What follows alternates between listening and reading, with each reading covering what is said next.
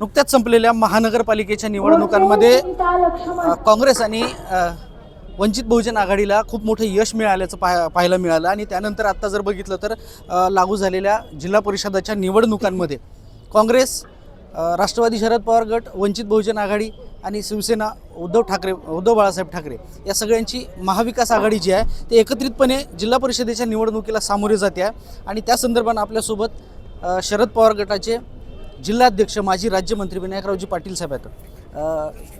नगरपालिकेच्या निवडणुकीमध्ये आणि महानगरपालिकेच्या निवडणुकांमध्ये आघाडी झाली नव्हती, मात्र आता जिल्हा परिषदेच्या निवडणुकीमध्ये आघाडी झाल्याचं आहे. काय कारण सांगा?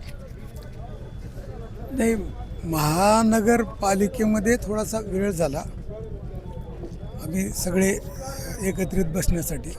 त्याच्यामुळं थोडंसं तिथं स्थानिकच्या जे लोक आहेत, आमचे शहराध्यक्ष राजा मनियार असतील काँग्रेसचे, त्यांच्यामध्ये कुठंतरी मिलाप झाला नाही. पण आता हे पुढचे सगळे गणित आपण लक्षात घेता अजित पवार साहेबांची राष्ट्रवादी, भाजप दाखवायला जरी हे सगळे वेगळे असले तरी हे सगळे एकत्रित चित्र आता इथं स्पष्ट झालेलं आहे. त्याच्यामुळं आम्हाला एकत्रित आल्याशिवाय दुसरा पर्याय नव्हता.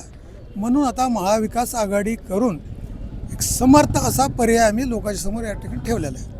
बरं, आता अहमदपूरमध्ये जसं तुम्ही म्हणालात की भाजप आणि राष्ट्रवादीची आघाडी युती झालेली आहे, तर आता बरेचसे जे नाराज गटातले कार्यकर्ते आहेत हे सगळे कार्यकर्ते म्हणत आहेत नातेवाईकांना लॉन्च करण्यासाठी ही युती झाल्याचं बोललं जाते. आपली काय भूमिका आहे?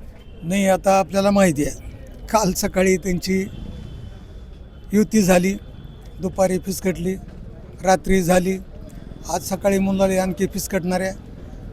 चाकूरमध्ये तर फिसकटली. अहमदपूरमध्ये ह्यांना फक्त भाजपचे असतील किंवा काँग्रेसचे असतील, आपले राष्ट्रवादीचे असतील, ह्यांना बाकीच्या कार्यकर्त्याचं पक्षाचं काही देणं घेणं नाही.